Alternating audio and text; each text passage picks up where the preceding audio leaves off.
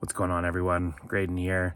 We got a really cool episode for you today. Been going over a lot of comic book stuff lately as I've recently started collecting comics more thoroughly and more seriously, I guess. I've been character collecting Sabretooth. I've been putting together graded books, and I got a guest today who's going to come on, help me understand a little bit more about collecting, have a really fun conversation about the changes that have been coming up with CGC grading and the comic book world. You know him, and here he is. Thanks, guys.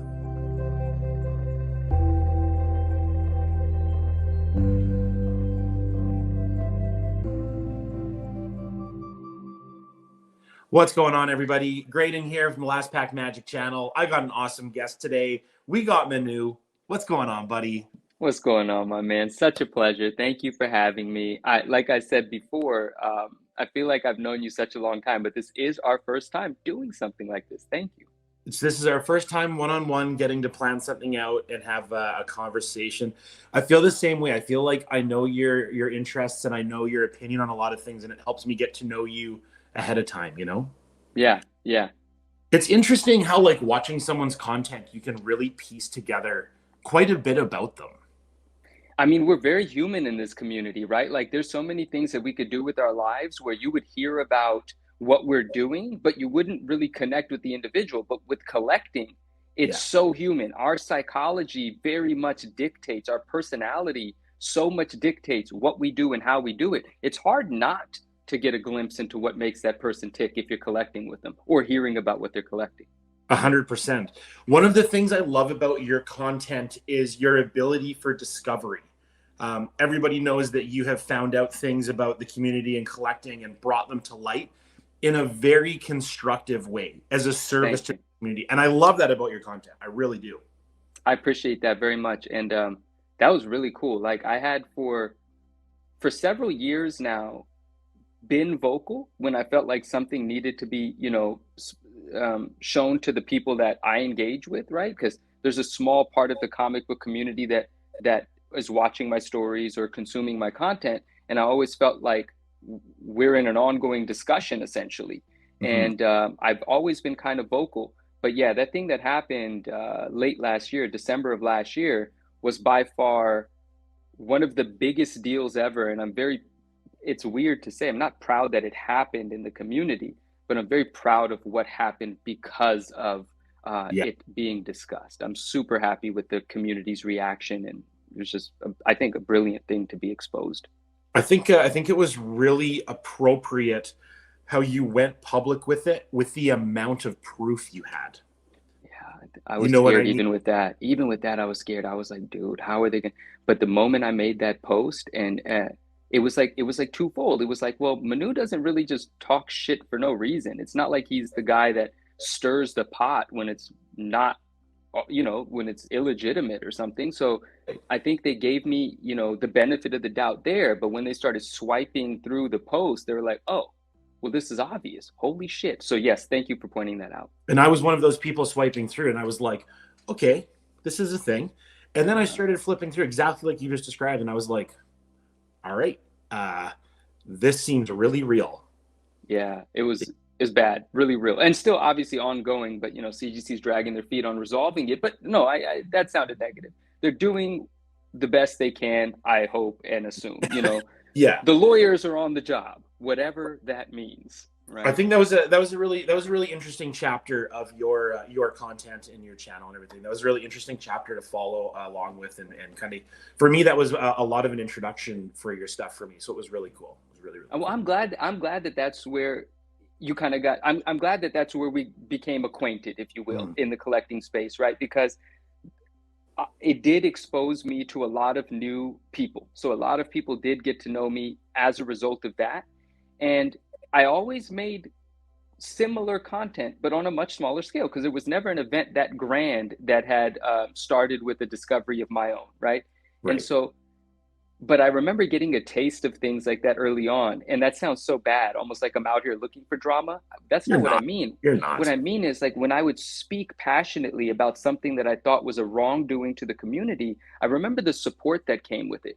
Not Mm. everybody that just comes out with the, what do they say? The axe, what is the saying? The witch hunt saying, get your I'm not. axes and your sword. I don't know. But, not just attacking people for no reason, but constructive criticism. I remember the support that would come with it. And I said to Justin once, Spidey Hits, I said, you know, because there was some other stuff that I was involved in. I said to Justin, I said, I really appreciate being in a position to provide an opinion. And I love the fact that people, even if they don't agree with my opinion, are willing to engage in Yeah. an intelligent conversation. I have Yeah. the utmost respect for our community for that. And I'm really grateful that that's what's become of me sharing an opinion. Even if you don't agree, we have a Yeah. thoughtful conversation. And I said, I kind of want to make sure I always do that. I want to remain independently critical, always be able to voice my thoughts on something. And then when this happened, it happened on a grand scale, and it did alter voluntarily and involuntarily. Like, I'm happy with it. It did alter the course of my brand to a certain degree because I saw the potential in my voice rather than just the items that Yeah. I'm showing off or selling, you know, Hmm. showcasing, showing off, sharing, selling, whatever. And I was like, wow, you know, my opinion is something that is starting conversations and growing my community. I think I'm going to make sure I continue to do that when and where it's, you know, valid, so Well, to you're speak. also you're so articulate. Like you express yourself very well. So you get your point across frequently with the fewest amount of words necessary. And that, you know, it's concise, and I love that. Well, I appreciate that because I listen to myself while I'm talking, and it all sounds like a complete rambly mess to me, to Everybody be feels that honest. way. Sometimes my stuff will pop up on YouTube on the TV, and I'm like, I don't sound like that. There's no way I'm that stupid. But yeah. Yeah, it's I'm always trying to refine myself, but then immediately after criticizing myself, forget to refine myself, and I just Right. hope everything goes well. I told you earlier, I was like, I just want to wing it and hope it goes well. That's right. We'll see what happens. So part of the reason that we were going to get together today and talk was because I've recently, I think a lot of people know me out there as a Marvel card collector. A lot of people know that I collect Sabretooth. Right. I've recently started to feel that my collection was looking not incomplete, but missing an entire chapter, and that chapter was comic books. So I mean, I have all of these cards that the artwork is some of the artwork is original art, and some of the artwork is comic book art. And it was like, where are these original images in my collection? So I've started to look at comics, and that's what I want to talk to Yeah. you about today. And I love that. I remember I've heard you mention it a few weeks ago, and I'm assuming that you've dove in and dived in or whatever, and some books are being added to your collection. And I do want to hear about that. I want to hear about how it's been so far, what books you bought so far, and then Yeah. yeah, I guess that opens up the wider conversation for us. Yeah. So you know what, I watch channels like yours. I watch Dave's channel. I really like Hmm. Dave. Yeah, Uh, shout out Dave. What up, West Coast Also, Avengers? Dave's in the business. So for me, there was no real better person to communicate with about books, and what's going on with pricing and how I was going to collect. So Dave was helpful for a little bit with that stuff. I Hmm. figured the logical place to start was with the first appearance of my character. That makes a lot of sense, and you did pick that up.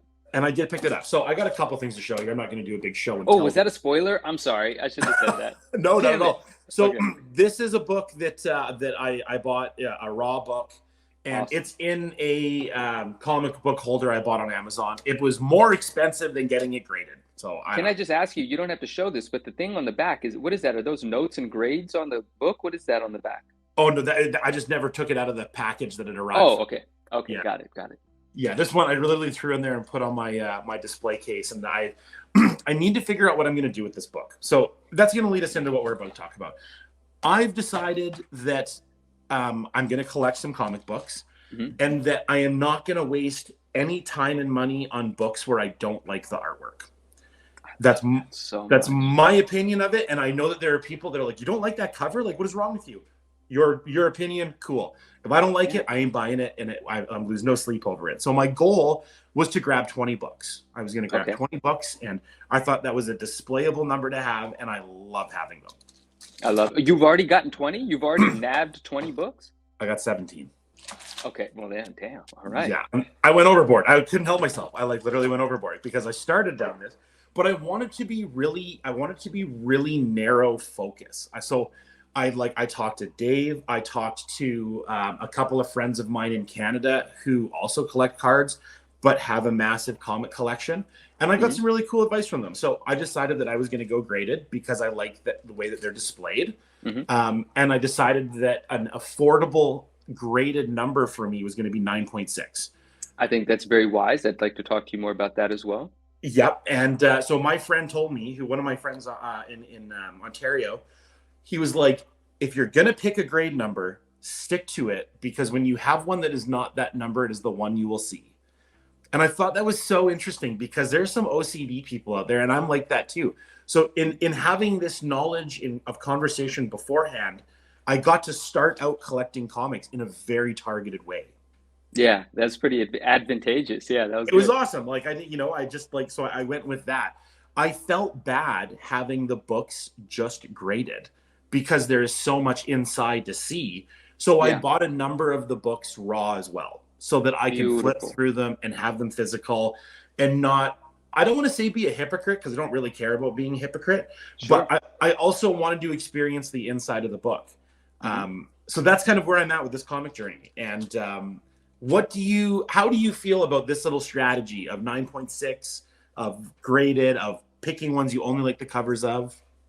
Okay, so this I want to start with the first. I want to start with the idea that I mean the thing that you said about if you don't like the artwork, you're not going to buy it just because your artist is on your character's on it, and that is not me. Sorry, I know it sounded as though I was being critical of someone that just does decide on the path of buying everything that has the appearance on it, and I understand that as well. It's not hard for me to understand that, but Yeah. it personally, I'm more of your type of collector Mhm. where if I don't like the art, well, then the fact that my character's on it is lost on me because I don't like looking at it. So I just kind of pretend it doesn't exist. So, first of all, I want to say I personally gravitate towards that style of collecting where I don't need everything, but Cool. if I like it, I want Yeah. that. So I love that. And of course, there's no rules, there's no guidelines. You can be as disciplined or as non unrestricted as you want. It's collecting. It's deeply personal, right? Right. And Right. it's your choices. That's exactly what it is. And so I love that um, because that means, as my friend, there's going to be fewer opportunities for me to give you shit, you know? I love it. Because if I you were to love it. buy some ugly ass cover, Oh then yeah. I have an opportunity. Not that there's anything wrong with it, but there's an opportunity for me to be like, bro, that one? What the hell were you thinking? But that's all in There's good some fun ugly too. ass saber tooth covers, man. There are some like, oh man, there's some Yo, bad. just generally speaking, there's just some artwork that really misses the mark in collecting in general. Like, for character collectors of cards, I see them sometimes, have to buy cards that I'm like, I know you don't like that fucking Right here. thing. You Right here. know, Yeah. and then also I noticed this in the world of like sketch cards as well, where people get excited to pull a sketch, but then what about if Oh the sketch is shit? Like you can't yeah. just get excited just because. But whatever. I sound like a jerk. My apologies. No, So no, no, no, no. This is real talk. This is real talk. And like on the topic of sketch cards, I just showed my sketch card collection to a friend recently, and he was like, "You've made such interesting decisions about it." And when you're pack pulling sketches, you're getting whatever comes out of there. right, Lots of sketches are of a different quality than I choose to collect, one hundred and percent. that's okay. But I am very picky about sketches, man, and I I mean love it. very picky. I love it, and I love that you're picky on your collecting in general, and now with your comic books you're going to be, and I think that's awesome. So I'm Yeah, just saying that resonates with me more than someone that buys everything. So yeah, there's a personal connection there. But I would have supported any decision you made because it all would no, have made for fun collecting, of course. yeah, The 9.6 thing, I think that's wise for a number of reasons. Now, I'm not a 9.6 collector, but I have friends that are 9.6 collectors. And we'll talk in a moment about whether the 9.8 is going to shift a little bit because the 9.9 season has begun. yeah. And, I have thoughts on it. I have observations that I've made. And there's also the unknown. So we'll discuss all of that. But Mhm. 9.8s, historically, for books that regularly achieve 9.8s, are said to be the investment level grade, right? And there's this huge jump in value, in price from Yeah, 9.6 to 9.8, which is yeah, why if you're a 9.6 collector, you get a book that's pretty damn close to the 9.8. In some cases, not discernible at all. And in some cases, just a 9.8 that got a 9.6 on that particular day, yeah. right? It's so So subjective. it's very subjective. Now, when you look at enough books, you do realize, you start to see that, oh, this is a 9.6 that's closer to a 9.4, or this is a 9.6 that could have passed as a 9.8 on a different day, Yeah. right? And so there's that degree to it. But one thing that is for sure, since we're now in a climate or in a world where people are paying for the number in the little box on the top of the plastic case, not the Yeah. book itself, I adhere to the philosophy by the book, by the grade, but the overwhelming community is buying the number in the corner. And if Mhm. you have a book that on a different day would have been a 9.8, but it just so happened to be encapsulated as 9.6, well, guess what? You get the benefit of that 9.6 price. Where in some cases, like I said, the 9.8 could be $3,000, the 9.6 is $500, or the 9.8 could be $500 and the 9.6 is 150. Yeah. Huge differences. Yeah, So big time different. So I was going to ask you, does me collecting 9.6s come across as me being cheap? You know what I mean? Does it seem like are people like, why didn't that guy go for 9.8? You know what I no, mean? because I think the reasons to do it are so logical, and if you want to think about it from a financial standpoint, it's just a really smart thing to do. Right. Because if your start in collecting isn't the diehard comic guy, and your objective isn't to amass like this the most expensive collection or Yeah. whatever, there's all sorts of objectives, right?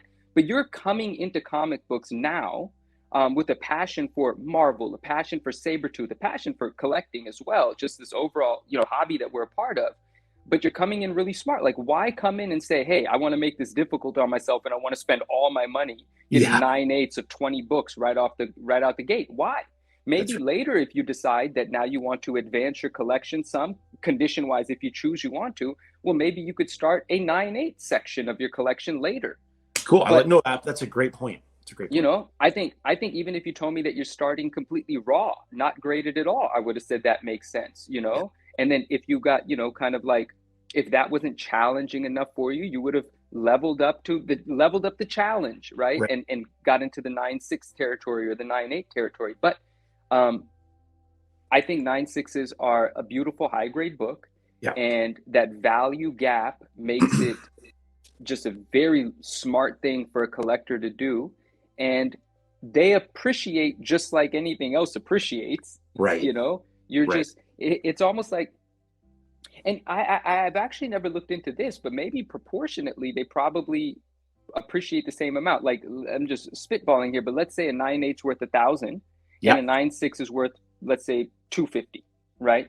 And let's say that 9.8 now is worth $2,000. It's got 100% increase. It's multiplied by two over the years, whatever gap in this hypothetical scenario is taking place. Well, that 9.6 is going to double in value as well. It's now a Right. $500 book, Yeah. right? So if you're looking at it as an investment, your investment is still appreciating the same percentage. You Yes. just have a lower cost of entry. Listen, if you want to invest in Bitcoin, you don't have to buy an entire Bitcoin, which today is $65,000. You can buy any Satoshi of a Bitcoin. A Bitcoin is broken down into what, 8 decimal points. You can Right. buy $10 worth of Bitcoin. If Bitcoin doubles, so does your $10. That's right. That's right. That's You such know, an interesting analogy. I love that. I love that. So I think they do move the same way. They move like that. If the 9.8 is going to double in value, the 9.6 isn't going to sit at the 9.6 price that it was yesterday. It's also going to do a flip. So I think this is a great area to segue into our next part of our conversation. I didn't choose to go with 9.8s, and I didn't choose to go with them because of price point. And you are the 9.9 newsstand. Yeah, And now we are seeing 9.9s emerge frequently. we So are. how do you feel about this? Well, lay some information on us. All right. So I love this. So first, shout out Justin. He is the one that gifted me the 9.9 pin. He got this from a convention, and I don't remember which convention it was. I'm sorry, but Justin, I love you. These CGC pin he grabbed for me. Appreciate Cool. that very much. Now, what few people, a lot of people know, but there's a lot of people, like I said, that were introduced to me recently, and I have been talking about 9.9s, and I could use profanity here, right? Or should I You can do reserve whatever my? the fuck you want here. Thank you. So I've been asking what in the fuck is going on with 9.9s for years, right? Because Yeah. I have multiple reels that we could point to, and in verbatim I say the mechanism of distributing 9.9s is manipulated and flawed. The example that I love to use is Ultimate Fallout 4. There are 4,700 9.8s of the first print. There's also a second print. There's also a variant. There's all of this across all of them, across thousands and thousands of 9.8s of a book produced a little over 10 years ago, a modern era book. How Yeah. in the hell are you going to tell me there's no 9.9s unless that is actually the motivation to, I mean, there's some reason that they're not distributing 9.9s of that book or not giving out any at all. And I Right. knew that there was something funny about that. And then randomly, really old books would get a 9.9 from time to time. Or if you take a book like Spawn 1, this incredibly popular book where there's tens of thousands of 9.8s. Like, pardon me if I get the number wrong, but for effect, there's tens of thousands of 9.8s, or maybe there's tens of thousands graded and there's thousands of 9.8s. It doesn't matter. There's a fuck ton, right? But there's also like 50 or 60 9.9s. Now, that book has gotten some 9.9s simply because there are so many. It is the most produced, one of the most produced and most popular books of an era that's known for overproducing everything. It was the height of collecting in the 90s. We're Mm-hmm. somewhat approaching that level of like screwing up the collecting community by too much stuff right now as well. Yeah. But I don't know if it's as exaggerated as it was in the 90s. But of Spawn 1, there's also tens that exist of that book, right? But so some could say that that book was treated fairly, but believe me, the scale has shifted. And the reason that we know that the scale has shifted is because when you take a look at this, I jumped a couple of things, a point that I wanted to connect, but I'm going to come back to it. And Spawn 1 and Ultimate Fallout 4 are going to be part of that. But most recently, we saw that giant size X-Men, right? A 9.9 appear of that book. Now, that book has 200 and something, give or take 10, 200 9.8s, and never had a 9.9 in existence. And Yeah. I'm going to get the year wrong, but that book is from the 70s, right? It's not a book that you anticipate to get a 9.9. Also, it's a square bound book. The top cover is glued on, the interior is stapled together, and it has, a flat edge for the side of it, almost like you're looking at a thin magazine from the side.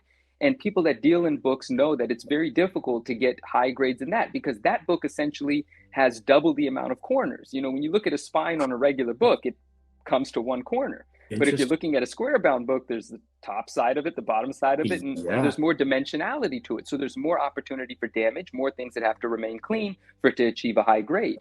And it's old and it's well loved and everybody likes it, Yeah. and everyone wants it. So when there were 209.8s of this book during the height of the market in 2021, one had actually sold, someone could correct me, for like 80 something $1,000.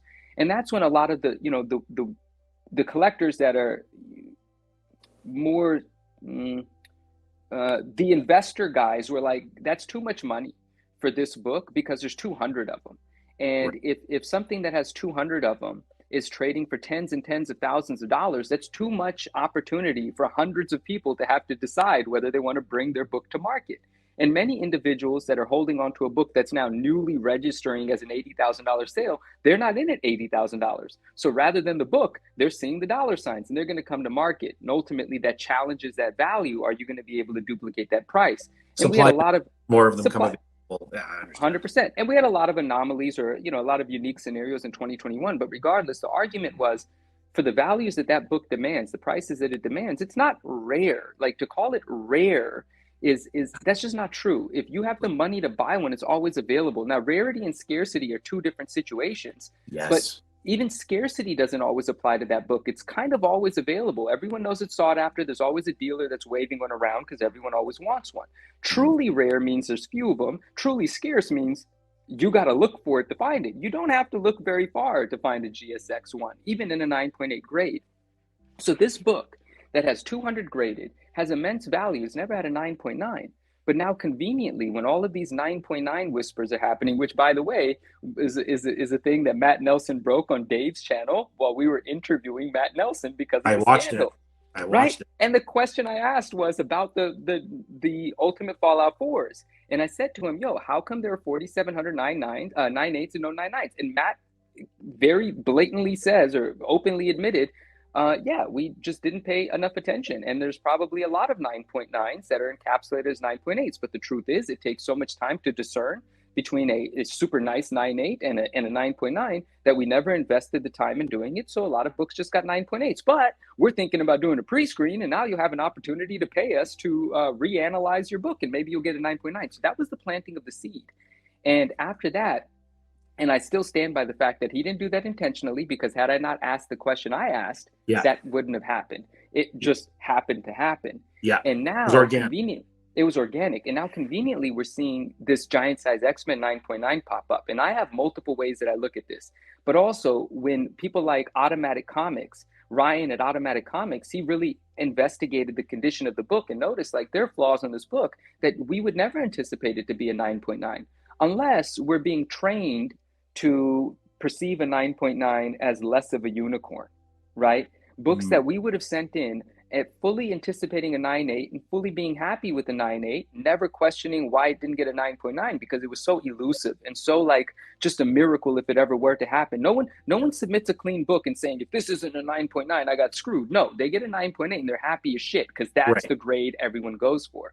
But Yeah. now, if you're introducing flawed 9.9s, you're changing the perception of a 9.9. Is that with intent? Is it with malicious intent? What is actually happening? Now, without knowing the why, because we'll never truly know what the gears are that are turning in the individual's heads at the top, but we could assume that there's an agenda at play here. And this agenda folds out in many different ways. But one of the things that I want to say is for it to be a GSX that was selected to be the first 9.9 to be announced after this sort of this new narrative that's being spread is really amazing. And you have to think about who's the owner of that book? Where's that book being sold? We didn't see that book come out of a regular civilian collector who luckily submitted one and it got a 9.9. I can't say this with certainty, but I'm willing to bet it was already encapsulated as a 9.8. They went through some clean 9.8s, Yeah. and because the person that has the book is the owner of an auction house named Metropolis, also known as Comic Connect, and that book was Yeah. only shown because it's coming up for auction. So Yes. it was simultaneous. Here's the new 9.9 of this book, the first one ever, and it's for sale, by And the it's for sale. way. And it's, Yeah. a CGC encapsulated book. When that book sells, regardless of how many of us, people that are critical of it, turning a side eye to it, say that's not a 9.9, it's going to sell for a fuck ton. And when Yeah. it sells, it's going to be a headline. And that headline essentially is going to serve as this huge advertisement for 9.9 For season for 9.9. CGC. You know, 100%. there are these relationships that are going to take care of each other. And at the top, that is the benefit of them having worked together for so many years. They're going to do this. And there's no regulatory body. There's no like, oh, that's like insider trading. You can't do that. No, they can do whatever the fuck they want. It's Yeah. up to us to decide if we're going to accept it or not. Yes. And generally, we just end up accepting shit, which is kind of fucked up. But So I so, want I oh, wanted to sorry, yeah, this is why I asked about my decision to do 9.6s. yeah, Because in this conversation, had I have decided to go after 9.8s and spend four times the amount of money to yeah. get mine in 9.8s, and then this 9.9 situation to come up, I'd have lost my fucking mind. Because it could potentially devalue 9.8s. So that's what I wanted to get at, is that I can imagine that there are a number of people out there right now that have created a collection of 9.8s and are thinking to themselves, what the fuck? I speak to them all the time and they're upset. We still don't know what's going to happen. Like, are 9.9s really going to flood the market? We don't know, but we're seeing hints of shit going bad. And if Right. you saw Neo's breakdown of how many 9.9s every quarter are being graded, it's exponentially more than the same time last year. And it's Yeah. not just because of modern books. The Yes. other people are getting 9.9s on books from 80s and 90s that they wouldn't have anticipated prior. So that's happening. Now, will it devalue 9.9s, 9.8s? It's on a book by book basis. It really depends on what the structure of that census is for that book already. Like I said, a book like Spawn, this is tying it back in. I'm just long winded. Spawn already had 9.9s, tens and tens of them, 50 or 60.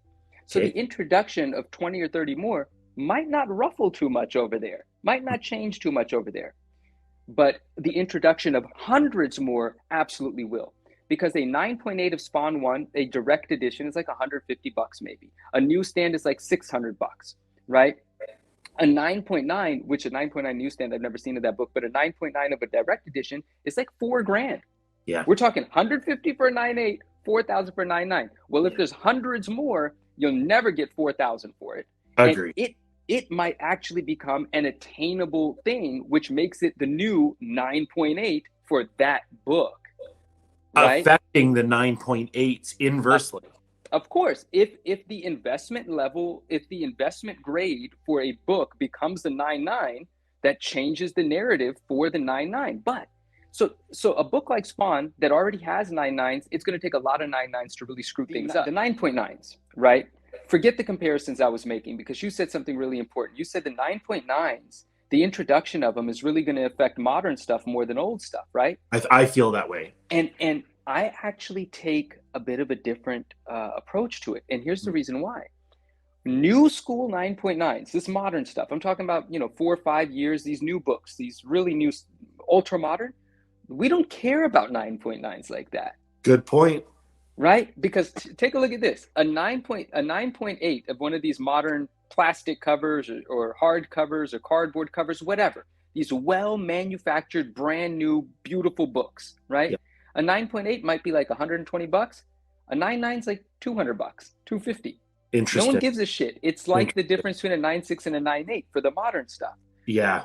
So that's all. We've already accepted that these new books get 10s and 9.9s. That's not us high grade collectors challenge. The challenge is when you get 30 years old, 25 to 45 years old. And the example that I'll give there, so forget those other examples. I was not thinking straight. I was, but I didn't articulate properly. New Mutants 98, the first appearance of Deadpool. Yeah. Right? This book is expensive in a 9.8, and it's more expensive in a 9.8 newsstand, and it's even more expensive in a 9.8 Mark Jewelers. All Mark Jewelers are newsstands. That's an easy way to put it. They're not, but that's the easy way to put it. All Mark Jewelers are newsstands for all intents and purposes. There's an older period of Mark Jewelers that are not. But in any case, those are all very expensive books. But a 9.9 of that book last sold, the last two sales, $40,000+. Whoa. 40,000+. Wow. There's a few of them, right? Now that's a value that's going to get devastated if the 6 or 7 of them exist double. Okay? Yeah. Because when you're spending 40 grand on a book, you are spending that specifically because it is a unicorn, it is rare. The odds of that census growing are slim to none. Well, when that census has been restricted intentionally over the years because you didn't pay enough attention to give 9.9s the 9.9s they deserve, and those thousands and thousands of 9.8s out there are hiding some 9.9s that now people are going to consider reevaluating. A $40,000 9.9 versus a $2,000 9.8. That price gap, if that number of 9.9s doubles, is going to get really close to each other really quickly. Interesting. That's where we're going to see a huge effect on values. The modern stuff, we already got a bunch of 9.9s, and they don't really bring in that much of a premium anyway. I'm glad to get that info from you, because in my mind, the newer books would have been the ones affected. But in hearing your point, I completely see where you're coming from. That makes perfect sense to me on pop reports growing for older books, devaluing it as a unicorn. So who is going to be spending 40 grand when there's 2 of them? All of a sudden there's 6 of them. The price comes down. Makes perfect economic sense. I understand your point. That's the world of collectors that's actually fearful of what's about to happen. Because even before this 9.9 pre-screen sort of thing, or which hasn't officially happened yet, the modern stuff was already getting them. When people like loosely beat up like influencers, or like people that have their own exclusive books, are always like, oh man, these influencers, they get their own exclusives, they get 9.9s. I never thought anything about those criticisms. Not that I have exclusives and not that I'm an influencer, but when people criticize others for that, I never thought much about it, because like, bro, they're new books. Who gives a shit if he's getting 9.9s and 10s out of his brand new books? We don't even care about grading new books. The absurdity of grading a new book is that if a book's coming out and they're all super high grade, there's absolutely 0 point in grading them, because it doesn't differentiate what's more scarce than the other. That's right. That makes perfect sense to me now. The old stuff is what we're scared about, because we've had a way that we've done things. We've had a standard of grading that we thought was legit, that we adhered to, and that grading scale is now shifting. And it could be shifting maliciously. It could be shifting because they've decided to actually change the way they grade, or you could also look at it as a correction, which is also bad, meaning that historically they've done it wrong and they're about to start giving 9.9s where they were deserved. Regardless of how you look at it, it's screwing everybody that paid for 9.9s previously and invested into 9.8s previously. Okay, that's it. So on this point that you're describing right now is exactly why I don't buy graded cards.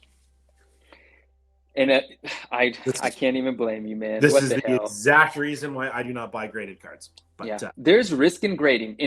You know what the problem is, and it's coming to me now. Like I'm a big graded card guy. I'm a I know you PSA are. 10 collector. You know me. I know But you are. the risk in this, and this is so beautifully articulated. It's beyond the grade. It's beyond the plastic. It's beyond the encapsulation. It's actually putting value in what a company is giving you, and the company actually has no promise to do right by you if they decide to change the way they do shit. You are putting all of your eggs into a corporation's basket, and they don't give a fuck if those eggs break.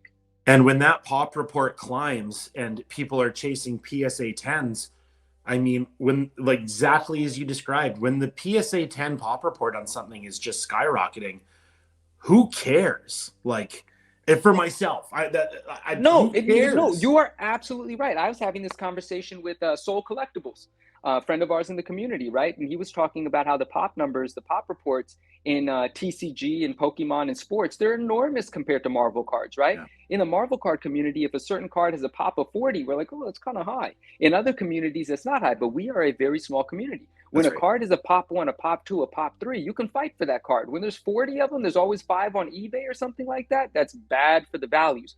Right now, 40 to me, depending on the desirability of the card, could be a high pop. But two things will happen. The Marvel community would grow, which will shrink the perception of 40, right? It's all Interesting. relative. And Interesting. if it's a very desirable card, then 40 is not enough any damn way. You know, if it's a card that, if it's a Spider-Man card that everyone remembers from the 90s and everyone wants it in their collection in a PSA 10, 40 is not enough. But if it's some brand new release and there's already 40 tens of it, yeah, it's Yeah. not going to be worth squat because And that's going to quadruple.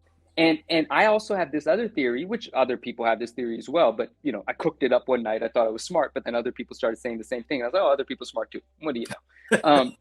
For the short term, when a book like GSX1 gets its first 9.9, it's actually going to make 9.8 values increase, perhaps, yeah, because people are going to seek out the cleanest 9.8s because they're going to think that they could bump them to 9.9s, yeah, which is going to have a higher volume and value to the sales in the short term. Now, the whether that remains a constant will completely be based on once more 9.9s are introduced, do they sell for the same price as the first one did or even close to it, or do they, you know, come down dramatically? If they yeah. come down dramatically, the excitement of turning your 9.8s into a 9.9 might fade away, and maybe then, you know, will have a negative effect on the prices of 9.8s. But depending on the book, depending on how many of what already exist and what the rhythm of that book is, yes, 9.8s could affect 9.9s could affect 9.8 values, I believe, but in some cases we don't have any idea because no 9.9s exist, and we'll have to wait and see what it does. Right. Right. But you are still in far safer territory having chosen 9.6s. I'm so thrilled I picked 9.6. I'm so glad I didn't go 9.4. I'm so glad I didn't go 9.8. I'm very happy with that. Something I have always wanted to ask comic book collectors, and the reason I want to ask this is because of the amount of mail that I receive on Instagram about correcting me on storyline inconsistencies about my knowledge of Sabretooth. So, what I want to ask you is, Mhm. which do you prefer more about comics, the artwork or the storyline? Artwork. I mean, I'm not even ashamed to say that. I couldn't Right. get that out fast enough. Like, I, yes, I'm a cover loving cover lover. Like, Right. you know, and it just is what it is. There are many books that I don't know what the story is that took place in that, or I read them 30 years ago, and that's that. Right. You know. I love that. I love that answer. And the part of the reason that I asked that is because I guess I was feeling a little bit of a guilt about only buying graded comics. And like we've had this conversation about Sure. 9.6s, but then I realized I don't read comics. I like having them graded for me is a display mechanism. I Sure. love having it encapsulated. It is so convenient and so handy. And just buying them in the grade that you want, it's really really easy. So I mean, I've got comic cuts. We've had conversations about comic cuts, and I have a guilt about owning a comic cut without owning the issue. I love that, and then I'm You assuming you know, remedy that guilt by buying the issue as well. I do. So like, I'm like, oh man, I'm so interested in having this comic cut in my Sabretooth collection, but like how stupid does that sound if you don't own the comic as a whole? It hasn't been cut up by Dave on Dave Coast Avengers with his scissors, you Yeah, know? yeah. Well, this is So actually great that your collection is becoming like super complete because you're going to have your graded component of the entire book, the raw version of the entire book, yeah. and your card collection satisfied with the comic clipping. Like that's It's, all you of know, it. I told you I told you when I really started to look at my collection, and I have a spectacular collection of Marvel cards, by the way. But when I was Oh, looking at I it, there bet. was a whole chapter missing. There was a whole chapter missing, and that missing chapter was comics. I'm really happy that you're jumping into that, and I really want to see which books that you've purchased, but I definitely think, yes, 9.6 is great. I'm loving that you bought the graded counterparts. And and even when you start buying 9.8s, if you ever do, I'm gonna think that's great as well, Right. But I would definitely, yeah, I like the wait and see approach because let's see what happens with these 9.9s, It's I'm very curious. I'm very curious about grading because I don't do graded cards. I You don't. don't do graded cards at all? Nope, I don't collect graded cards. Oh wow, okay. And if I were to collect graded cards, I would collect nines. I wouldn't collect tens. Um, Huge price. Yeah, the price is crazy. right? I Yeah, mean, I respect people who do buy graded cards, and there are people who are really passionate about them, and I consider it a hobby within a hobby, the graded card sure. collect. So, and I'm down. Like, do you? But for me, it doesn't play into my collection. Um, but comics are now, and I guess the comic world is really exciting. It's a really exciting thing to collect, and I know people watching this collect comics, so you're like, duh. But for Yeah. me, this is a new journey. This is a new experience in collecting, and I am having so much fun with it. Like, so No, much I fun. love it. I love it. I actually I want to say something. And later on, I want to clean up my whole little values of 9.9 things because there's some things that I didn't connect, and we'll get to it later, but it doesn't Yeah, matter. But in terms of this comic collecting, so you coming into this a card collector, character collector, coming into comic book character collecting, right? And already having made the decision that just because your character's on it, if you don't like the artwork, you're probably going to pass on it. yeah. How do you feel? How do you feel if your character has a significant part? Oh, well, we're kind of talking about this. If your character is a significant part of the story within the book, Yeah, but doesn't have your character on the cover, where brilliant. you where do you stand with that? So I had mentioned that the first appearance issue was where I started. Hmm. I think that the first appearance of a character that you're collecting is super important because that's his or hers introduction to the world. Yeah, And to go to your topic of a book that doesn't have your character on the cover, such as this one, such a dope cover, such a like dope book, this dude. is just a absolute fire book. But this Yeah, is the first appearance of Sabretooth as Wolverine's nemesis. It says it on the cover, Wolverine versus Sabretooth round one. There's amazing. no Sabretooth on here, but it's a very important issue. So Yeah. to answer your question, I love the cover so much, and it's a first appearance in a way. Have to have it. No, I love it. I dig that. Oh, I got to talk to you about newsstands as well. Like, because you're grabbing 9.6s, but we didn't talk about whether you're grabbing directs or newsstands or if you even care, right? Because I'm gonna try to pull you into this Yeah, newsstand no, thing for a little sure. bit. Let's get there. Let's get there for Yeah. sure. Okay, so that was one question I had for you. So there's an example there of the character having a meaningful part of that storyline. Yeah, Yes, there's mention of the character, but the character doesn't appear itself, but also it covers a couple of other, it checks a couple other boxes as well. It's a sick cover. So yeah, it makes all of the sense to have that book. One of the observations that I had made in the comic book space overall is character collecting in comic books does not happen in the same frequency that it does in cards. And interesting. I'm so glad we're getting to this because I'm so oh, curious about Oh, this. fantastic. And I think it makes a lot of sense why it wouldn't. One of the reasons is, well, the card community is still quite a bit smaller. Comics is a It's huge. huge freaking community, It's a right? universe. It's a universe. So in cards, it's also very concentrated. So you get to see a lot of what's happening in a very short distance of traveling, For you know? sure. The comic world's a universe and the card collecting world is a solar system. That's how I think That's of it. that's a beautiful way to put it, right? And cards, of course, are two-dimensional front and back. or Hmm. whatever I'm saying. They're front and back. And comics Yeah. have that other complication of maybe your characters on the inside, so on and so forth. Also, there's so many more comics than there are cards that Oh, if you were dedicating yourself to be a completionist or a completist or whatever the word is for covers featuring your character, I mean, you've got your work cut out for you, no you pun do. intended. You do. Because listen, if you're a Wolverine character collector, if you're a Spider-Man character collector, forget it. Forget Forget it. it. Or go for it, but forget it, you know? Dude. And and so there's those reasons that I feel like it doesn't happen as much in comic books, but also just through my observations, I think I do know comic book character collectors, but very few. And like for instance, bringing up Wolverine, there's a page on Instagram, awesome page. It's called Wolverine Around the World, and Yeah. he is. Oh, you're I familiar with the know this. page? I know the one. I know the one. Incredible page. We're talking trade paperbacks, art, commission pieces of art, sketch covers, comic books, and other items as well. But it's always a front-facing Wolverine image. It always has an image of Wolverine. He's very dedicated Yeah. as a comic book character collector, and I Right. would assume there are many more pages like that, but they're few and far between. And Mhm. I may have even encountered them, but they didn't register, right? Because if I go, here's the other thing about being a character collector.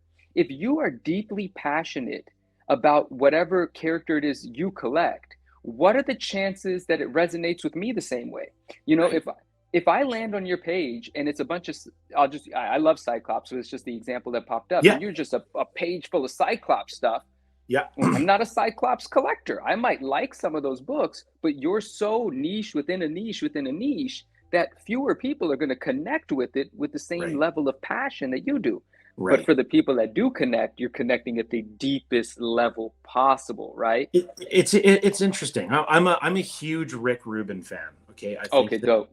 I think that Rick Rubin is an amazing human. If you don't know who Rick Rubin is, you need to find out on your own We time. could have an entire episode about Rick Rubin, his philosophies, and everything. I've been a painter for 25 years, and I've used a lot of Rick Rubin's guidance on being a creative to create work.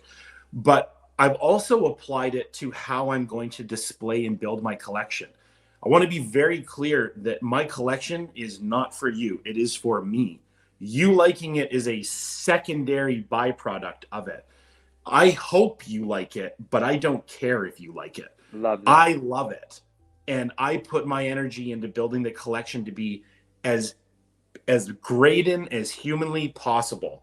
And it's my hope that in my 100% effort on doing it, that you will enjoy it through my efforts. And that's a Rick Rubin thing. I love that. And I want to piggyback off that. First, I just had a thought. I know you don't grade cards, but like this is an obvious one, grading with Graydon. Like I just wanted to write that down. There you go. Because that was cool. But in any case, where the hell was I? Oh, yeah. So it is a deeply personal thing. You know, Yes. it's absolutely your choice. And if somebody connects with what you're collecting, beautiful. But Mhm. somebody could also just connect with your passion. The Yeah. activity and the energy that you're putting into it, that might resonate. Even though I'm building a different character collection, we're Yeah. still brothers in arms. Is that Absolutely. you know what I mean? Like we're still Absolutely. running parallel. We still know the same, we're fighting the same fight. We know the same challenges and obstacles and frustrations. So you could connect on that level, even if the character Absolutely. is not the connection. When I look at a person's character collection or collection in general, I find it very cool to see like what they're collecting and what the content of their page is. 50% of my interest in what they're doing is how they're displaying it. Mm, They could be displaying Power Rangers for all I care, but if they're yeah. doing it in a very aesthetically pleasing way, I'm very interested in that. Yeah, dude, like shout out a couple shout outs. Shout out Doom Card, Jesus, Monster in the Iron Mask, Sergio, Yeah. Elusive, you know, these individuals have a beautiful way of they're diversified in their tastes and what they like, Yeah. you know, and I mean, we are talking two character collectors out of that crew, you know, because Doom Card. Well, I mean, he's diversified, but I he's had Doom Card. Sergio on as a podcast guest. Absolutely, no, Sergio's on, and Sergio's a Doom collector. But even Yeah. Sergio, who I would consider a comic book character collector, a character collector in general, Yeah. also if he likes something though, he's not restricted to it. There's symbiote suit, there's black suit Spider-Man on his page. If it's cool and he likes it, he's into it, he's gonna go for it. Foreign comic books, international comic books, that's um a vertical that he's into, so on and so He's forth. really But passionate about it. Yeah. I bring that up because there are things that they collect that I've never collected, but the way that they photograph it or display it is so intriguing. It You know, absolutely. absolutely. So yeah, what you're saying is absolutely right. Sometimes you connect with the execution of their collecting. Yeah, it's I love picking up ideas from other people. This is not a lone island that you stand on. Yeah. You need to look at how people are doing. There's some really interesting and creative people in these hobbies, and I copy things from all of them. I grab my favorite bits of what they do and I try to make it my own, and it's super You fun. know, as creative people, artistic people, whatever, like yeah, maybe any idea that we might have had that's original is a gift, Yeah, like yeah. wherever it comes from. But like I assume that we're just an amalgamation of all of our influences and inspirations that we've picked up along the way. Like, what the hell? Are we actually creators? I don't know. We're probably creating based on what we've picked up along the way. It's an interesting way of putting it. You say, "Are we creators?" I think that if you reach a point in your collection where you feel as though you're doing something unique, you are a creator. It's true. You're curating a collection. Like when you go to a museum, there's a million different ways to display these paintings, and Mhm. it was somebody that went through and was like, "I understand this work, and I know how it needs to flow for the viewer to carry through it." And it's the same with your Yeah. collection.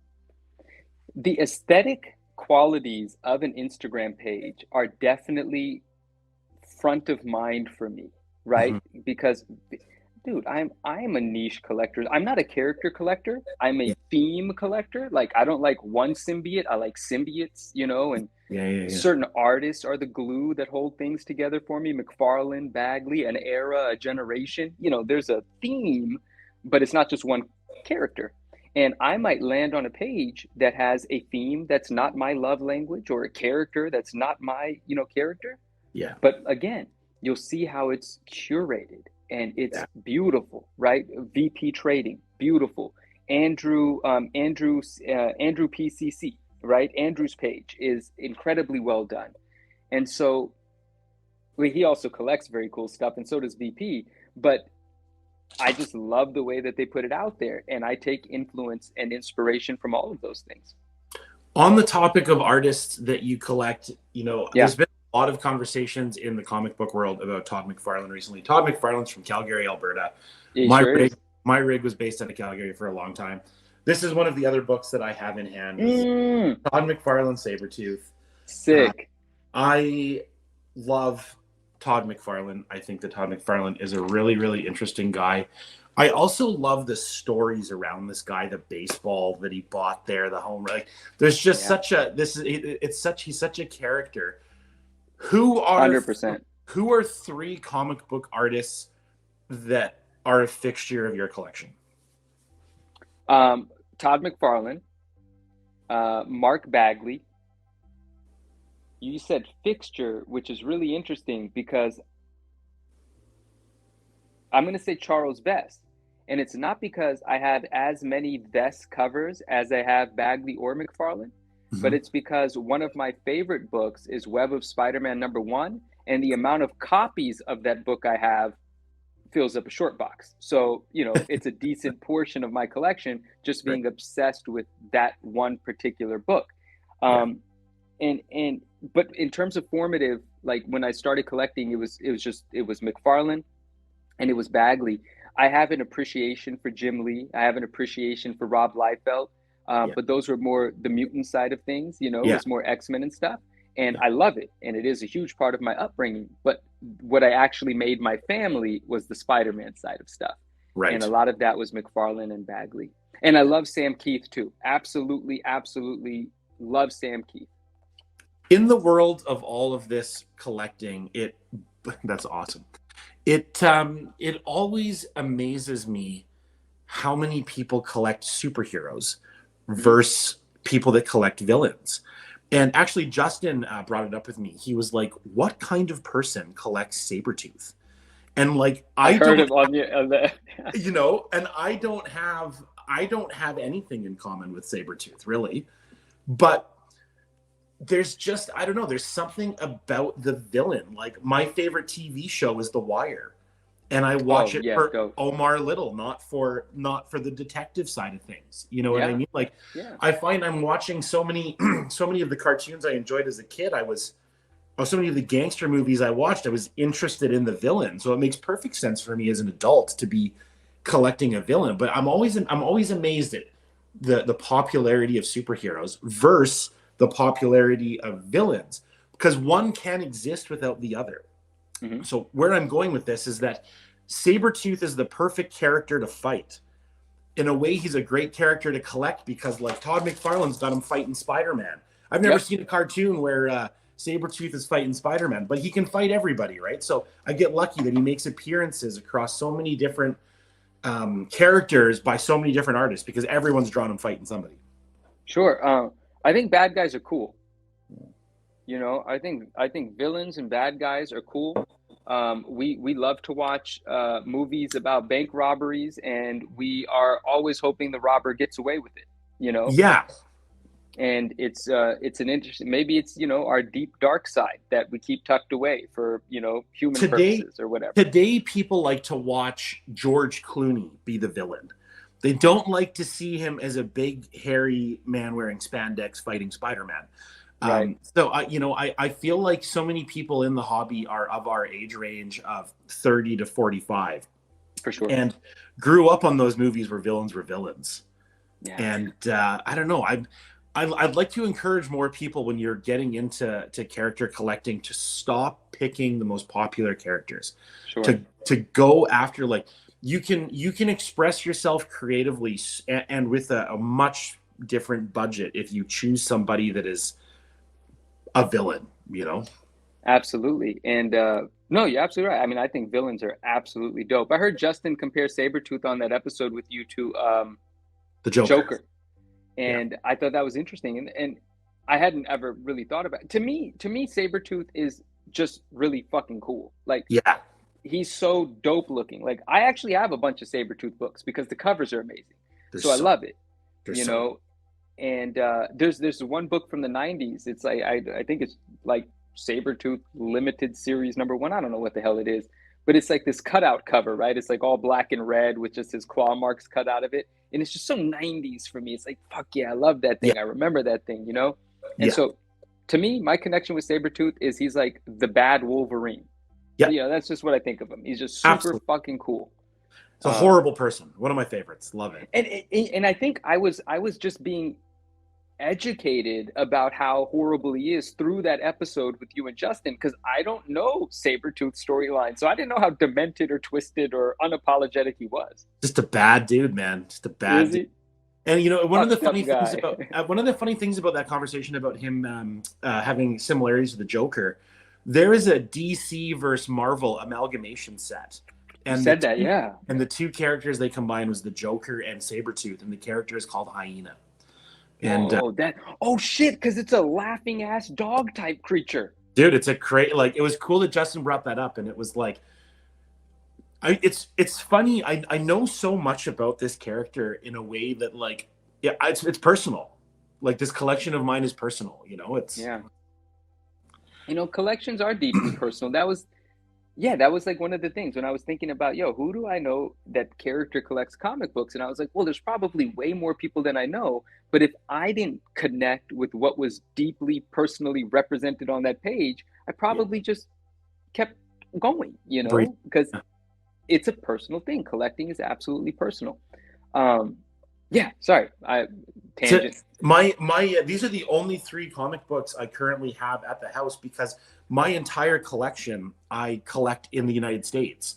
So in June, I'm flying down to the States to pick up my collection and bring it back, Oh wow, okay, fantastic. because I the want to. shipping is so crazy, right? Yeah, anytime that I sell something to a friend in Canada, I always hope, because a lot of people in Canada have a U.S. address. If they live by the border, they Bingo. have a, and I always hope they have a situation like that, because not just the price, it really troubles me, the uncertainty of Right. knowing if there's going to be this additional fee to receive the item. What do you There guys always call is. it? What the Duties. fuck? Dude, Why? anything over 75 bucks.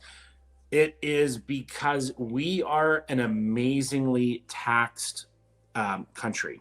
Really? Okay. In Canada, we pay in the range of about 40% tax on your income. So your free healthcare isn't actually free.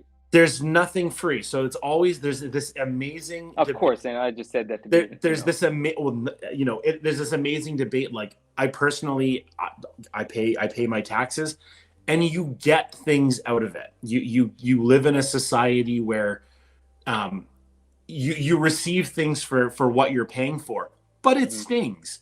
I don't want my Marvel card paying for hospitals. You know what I mean? Like my tax dollars do that I pay on my income tax. I would love to just be able to collect, but anything over $100 is kind of considered a luxury, and they tax it to sin. So like when I Yeah. receive an item that's $100, I'm not uncommon for me to pay an additional 15 bucks when I receive it at the post office. I sent a pricey pair of shoes from a US website. One of those shoes, one of those websites where you buy, rare Nikes. I don't remember which one it was because I don't really buy expensive shoes, but uh, I sent a gift. I think it was $450 or something. Um, the young lady receiving it on the other end, I was really upset. She didn't care, but it upset me. She had to pay like almost $200 at the Yeah, door for the damn thing to be made hers. I don't remember if it was $100, $200, whatever it was. it's a It was lot. absolutely absurd to me. I sent a gift and she had to pay to receive it. It's crazy, dude. Oh my gosh. So for people who are watching this that are in Canada, if you're collecting at a level where I'm going to say if you're buying 5 items a month, get a US PO box. You Sounds don't smart. you don't need to go to the States to get it. You can get a redirect service that will send it to you. You can have a friend check your PO box, package it all up, say the value on it is 35 cents and ship it to you and you won't pay any of these duties. But like there's a point in collecting where you have to decide like are you going to collect? Like are you going to go hard? And if you are and you live in Canada or another country, step 1 is getting a PO box. You are going to save thousands of dollars. Yeah, that does make a lot of sense. And I remember this advice. There's a really, really talented comic book presser in Canada. His name is Hugh. His handle, his brand, his business is called Grade Bump Comics. Rightfully so. He's incredible. And I had sent him some books before, and he told me, he said, I forget it now, but he said the tip was like the tip to getting it done was like write used books and a value of like nothing or something like that. Bingo. That's that's And the move. yeah, that's the move. That doesn't do shit for us if something happens to the package, though. You could, Nope, you don't have any insurance on that, but you're screwed. yeah, That's why I'm man, going to the States to get mine. yeah, I thought to myself, I was like, I'll accumulate a few things and then I'll ship it. And guess what? I never shipped it. And now like half my Sabretooth collection and all of my comics for the most part are in the States. And I'm going to make a trip out of it. Instead of paying $400 to ship it up or whatever, I'll just buy a plane ticket and come down. yeah, I like yeah. going to New York City. So it's kind of, yeah, I like going to New York once a year. So it's an Nah, excuse to that's go. dope. Yeah. I wanna just ask you. So you have that McFarlane Sabretooth book there, Yeah. right? I just happen to be looking for. I basically buy the same book over and over and over again. So I'm always looking for certain things. And that is a book that I very much love and I've had and I've sold, I've had and I've sold, but it's not like, it's just one that I very much love. But I did notice that today on eBay, there's actually a Mark Jewelers copy of that book raw. Now, I'm not saying go buy it or anything. I Yeah. think it's $9.99 starting bid or best offer. I did not analyze the book. I don't know the condition of the book. The question I want to ask you is that something that is of any interest to you yet or at all in comic book, like getting the crazy rare version of a book? Is that Mhm. a thing for you? I love it. I am I'm a laser focused person. So right now I'm grabbing up books.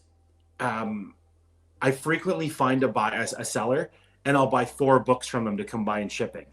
So Okay. I'm far more targeted on getting the cover that I want and less concerned about the rarity of the book if it's a newsstand or whatever have you. Mm-hmm.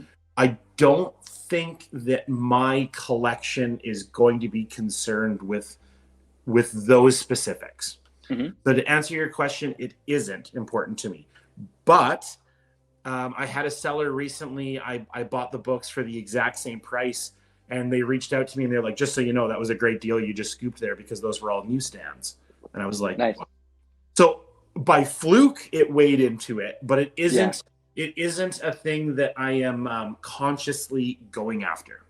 Beautiful. Yeah, Beautiful. I yeah, won't bother you about it then. yes. No, no, there, that's dope. I really do believe that there is no perfect way to do anything. Had I have Absolutely. known what I know now about my card collecting, I could have saved myself a lot of grief and a lot of money. And there's no way to do collecting where like you're going to go through it and do it perfectly. Knowing myself, the more knowledge I get about something, I just continuously nerd out about it. So there very much is a day where I might go after those ones. But then Sergio's got me on this foreign comic thing, Yeah, and man. so I understand that there's a lot of different avenues to go on, and I don't plan on parking on every street. So I really got to decide what it is that I want to do. And if I were going to target something, I might look for Canadian versions of books as a Oh, they're the foreign book. Canadian price variant. That's right. Right. So I might try to choose to do something like that just because it hits close to home. Part of the reason I collect Sabretooth is he was born in Edmonton, Alberta, and that's where I work. So, Nice. Very cool. Okay, so no, that's actually brilliant, right? Because there's the idea, all right, this might go somewhere, but there's the idea of people collect how they collect, right? So what someone can provide you is an opinion based on their preference or their experience. No right. one can tell you what you want. What Only you should you do. can tell Right. you what you want, right? And so when people have this idea of, first of all, no one's ever asked me how to collect. I personally think that's an absurd question. No one's ever asked me. So whenever anyone proposes, and many people have proposed this, this idea of teaching someone how to collect, I don't know how to feel about it. It's absurd to me. It's like, how do you collect? Collect. Yeah. What do you mean? Like, and it refines itself over time. If you Yeah. realize that you don't like how you're doing it, you're going to change it. Because the best anyone can do is tell you what they did, what worked for them. Hmm. How does that actually work for you? It may not at all. You Yeah. are a different individual than the other person. All they can do is give you their opinion. Yeah. There's no tutorial to collecting. That's absurd. So when I ask you, what about the Mark Jewelers thing? Obviously, I love Mark Jewelers thing. I Yeah. love the fact that you're like, nah, I don't care. Yeah. I don't give a shit. You know, I That's want one them thing I books. that's one thing I love about you, Menu, though, is that like you always give the option out there to this is what I'm doing, what do you think? And I never feel shit on for having a different response than like I can say, yes, they're the best thing ever. We talked about it for the next 20 minutes. Yeah, But I like that I can talk to you about what I'm doing with confidence that like you're listening. and likewise. Yeah. Yeah, There's, that's there's too awesome. many people that are abrasive in collecting where like people start freaking out about prices and about what people are collecting and who fucking cares. Like, It doesn't matter. The only things that I actually care about are the things that there's no gray area between right and wrong. If someone's defrauding someone, I give a fuck. If 100%. someone's lying, cheating, I give a fuck. If a company is blatantly about to screw an entire collecting community by devaluing the grade that they've invested in for 30 years, I kind of give a fuck. a But hundred if percent. but if someone's an archangel collector, I don't give a fuck. 100%. Do you? Yeah. Who cares? If you're a dope person, I connect with you. That's it. What the hell So, else matters? something I have found through making content, having a YouTube channel, having an Instagram, is that I do a lot less hunting and things come to me. There's a lot of cards that get sent my way. There's comic stuff that gets sent my way. A lot of really good people out there in the community knowing kind of what I'm after through watching the content and helping me find it. How has having a channel for you changed how you collect? So my Instagram page is essentially what you're asking about, right? And it's because I never started a YouTube channel. But There is you're a on a lot. But right. you're And on dude, a I just want to take a moment to say how fucking happy I am that the community, the larger collecting community, has created a place where someone like myself can yeah. make friends and hop on people's channel and have opinions and actually have a conversation that I don't even, I'm so beyond grateful that people actually want to talk to me or hear me talk about something. Like, They do. holy Absolutely. shit. Yeah. I'm moved by that every time I have that thought. Like, I love it. I'm sorry. I just think that's amazing. And I thank anyone that's ever engaged with me in any way, shape, or form, because like it's literally making my dreams a reality to be Right. able to have these sorts of conversations with people that, great, and how would you and I have known each other? We're in different Yeah. places of the world and we're actually connecting on a human level, but it's things that brought us here to begin with. I think that's awesome. So the question was, how does like basically, having a channel or an existence on social media Yeah. affected my collecting? Well, the beautiful answer of that is I don't know what my modern day version of collecting would be without that because they happened at the same time. I was back reintroduced, that's a poor way of saying it, but I was reintroduced to collecting at the same time that I started my Instagram channel because it was Instagram page because it was the beginning of the pandemic. And Mm. I was, 20 years removed from collecting. I was a huge collector when I was a kid. I was the same person I am today, but like, not making any money in collectibles, but thinking that I was going to become rich off of collectibles. I'm a 9-year old in the 90s thinking everything's an investment. Wizard magazine is like my New York stock market thing, the Wall Street Journal, if you will. Right. And so I've always been this individual. But the pandemic happened, and like many people, I went inwards and I wanted to reconnect with what made me happy. Short box of comic books, long story short, I started to learn what's happening in the world of collectibles, grading things, this and that. All this was new to me.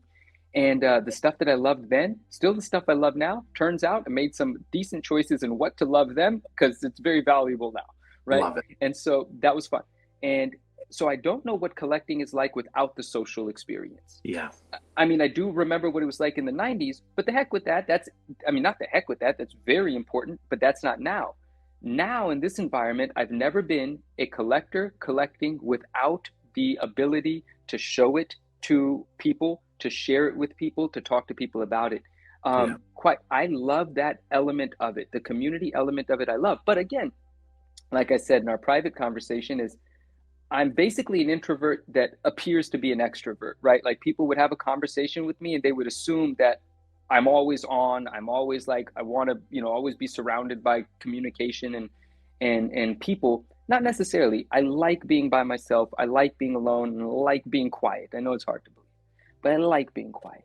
So if there wasn't social media and I was just collecting for myself, I would still enjoy it. But it would be very different because I do not just enjoy collecting. There's a thought I had. My objective is not to have all the things I want. My objective is to enjoy every part of this journey. And this journey being collecting, this journey being life. I want to enjoy every single part of it. And I also sell, and I love selling. Like it is a great satisfaction for me to sell something, to exit something for a profit, for more than I was into it for. I love that. And I do it in a way that I can feel great about. Mhm. I try to maintain relationships that I can always look back on and be proud of that transaction, how I handled something. Like Mhm. the whole thing is a big deal to me. And I want to love every part of it. So collecting is very much social and there's multiple elements. Like if there's something that I love it in thought first. I don't even need it. I love it. It's probably because I remember it from the 90s. So the nostalgia is tangible for me. Right. Right. But then I'm in a pursuit for it. I'm going to hunt it. And the way that I work, because I'm a snob. Like I am a high grade snob. I respect and appreciate everything, but I know myself. Like I'm going to try to go for the thing. It's Mhm. just what is my thing. And so first I will buy the like. I'll give you a perfect example.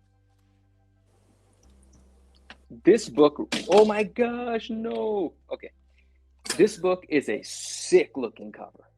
Oh, so It good. is just absolutely the negative space, the way that Spidey's floating in the black, the way Lizard looks. This is Al Milgrom, right? So, Sick, sick looking book. Now, this is not the newsstand, this is the direct. But this is now my second or third copy. And with every copy that I've introduced, the condition has gotten better and better.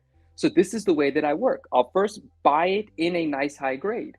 And if I can't identify it as a 9.8 candidate, well, actually, this is the manu of yesterday talking. Right now, my relationship with grading is a bit different because this is a 9.8, just ungraded. I can turn this into a 9.8.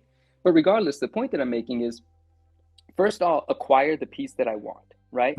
And then I'll try to level it up. Okay, well, now I want a 9.8 condition, a near mint plus condition newsstand. So I'm going to search for that. Now, if I was grading the way that I used to be grading, I would want it to be an encapsulated 9.8. And then I would want the encapsulated 9.8 of the newsstand. Like those are my trophies, having accomplished this thing, right? That's cementing it. Right. And so wow, I lost my train of thought. What brought me here? So are you not going to grade this book? Are you going to personally grade it and be like, this is a 9.8 and then be good with that? Or is that going to get sent off and then get encapsulated? In the short term, this is not getting sent off because right now I'm conflicted about how much I want to support the industry of third-party grading. And since we don't have a real second alternative, by support third-party grading, I'm pretty much saying support CGC. Yep. Right? How is PSA not grading books? They will. I'm sorry I said that as if I know something. I'm not saying I know something, but like it would be ridiculous if they don't, and I hope they do, and I hope they start doing it this year. This is a great opportunity for them to grade anything. See, I imagine a world where, and this is for better or worse, I think it's going to be CGC versus PSA. CGC is going to grade everything, PSA is going to grade everything, and they're going to constantly go at each other's neck, and that's that. Obvious, yeah. You know, CGC, PSA has a huge curve ahead of them to figure out how to grade comic books, to become familiar with comic books. They got to do the right hiring. They got to figure things out, right? But they also have a lot of benefit. The benefit is that people want an alternative right now. So people are going to submit books just because. And they get to start their pop report as they will from the beginning. So they get to separate things that CGC didn't separate, newsstands from direct, so on and so forth. So you'll have a better idea what's getting graded. Now, I did forget why I brought this book out, and I did forget what we were talking about, but we were talking about my style of collecting and how it may have changed. So even if there wasn't anyone to share it with, oh, this is exactly right. This is what I was saying. I enjoy every part of it. So first, the idea of this cover, I just hit myself. The idea of this cover, when I knew it existed but didn't own it, I loved it already, right? Mm-hmm. So the beginning of my engaging with the collectible was purchasing my first copy. This isn't my first copy, but for example's sake. And then I up the challenge. Well, now I need to actually cement the 9.8. That's a different challenge, right? Mm-hmm. So I do that. Then I look for the rarest version. But then there are other elements that I love. Selling it. Finding someone else that appreciates it as much as I do, selling it. Making a profit. I love that, right? And then after that, I want to package it up proudly. And I want to send it to that person. I want that person to receive it and open it up and say, holy shit, Manu, I love the way that you packaged. I'm going to reuse this bubble wrap for a decade, you know, and being... That's full circle for that item. And that item never leaves my heart. Yes, it's gone now, but that doesn't mean I can't do it again. That just reintroduces the challenge. And guess what? I fucking love the challenge. Dude, it's so interesting. In the art world, in painting, I can use as an example, the point of painting is to enjoy the experience of painting. And then the end product isn't supposed to be that important. Painting is a dance, and the final product is a shadow of that. Wow. And, you know, in collecting, like, I don't have half of my collection here. It's in another country right now. Yeah. And I love the collection that much more. Like, I love the collection and I don't have it in hand. That final product isn't here yet. But the process of collecting is adrenaline filled, emotional. It's experience and relationships with people. There's a lot to enjoy. So I understand what you're saying by enjoying every component of it. Every part of it. If you're not enjoying the majority of it, you're doing it wrong. I agree with you completely. And one of the thoughts I was having, you know, after you told me what we might want to discuss today is because I was like, well, how come I'm not aware of all of the character collectors? Oh, well, obviously, because if they collect something that isn't my interest, then I'm not interested, right? Mm-hmm. And if I don't know them as a person, well, I don't know if I'm missing out on a dope person or not. I don't know them. I just know it's a page full of stuff that I don't necessarily collect, so I'm going to move on, right?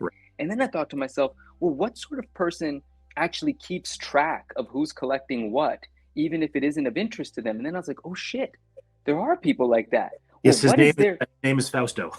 Yeah. Oh, well, I don't want, no. So what I'm about to say paints the individual I was going to describe in a bit of a negative light. So I don't mean to do, sorry.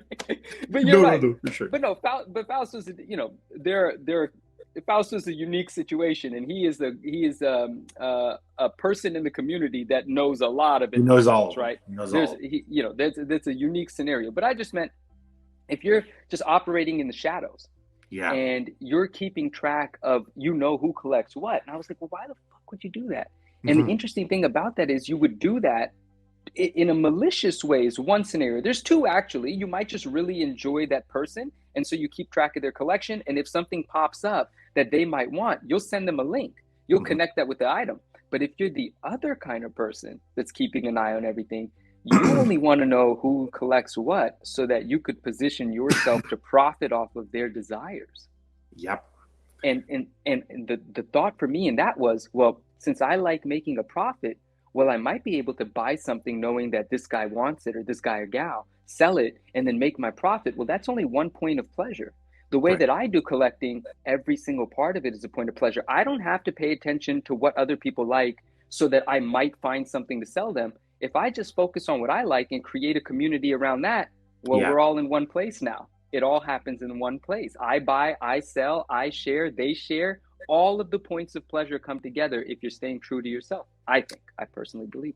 I found so exactly what you were saying there. There's like, imagine having an Instagram account that was completely filled with Sabretooth cards, which I have, and it's at Sabretooth PC on Instagram. Oh, that's right. Yeah. Lots of people don't want to just go and look at Sabretooth stuff. So I decided to make a Last Pack Magic PC Instagram because I understand the difference. I know that there are people out there that don't want to share my only passion of Sabretooth.